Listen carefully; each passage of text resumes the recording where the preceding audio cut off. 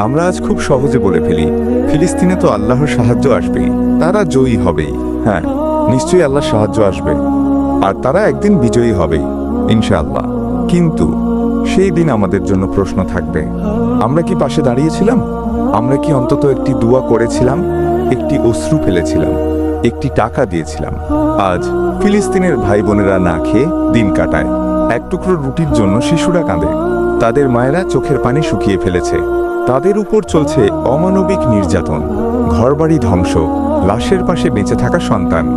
তাদের এই কান্না, এই আহাজারি তোমার অন্তরে কি একটুও দাগ ফেলে না? আমরা যেন দেখেও না দেখার ভান করছি, হাঁটছি, খাচ্ছি, ঘুমাচ্ছি, কিন্তু এই উম্মাহর রক্তে ভিজে আছে আমাদের হাত নীরবতার কারণে। তাদের জন্য কি আমাদের একটুও মায়া হয় না? ভুলে যেও না, একদিন আল্লাহ জিজ্ঞেস করবেন, তোমার ভাই বোন কাঁদছিল, তুমি কি করেছিলে?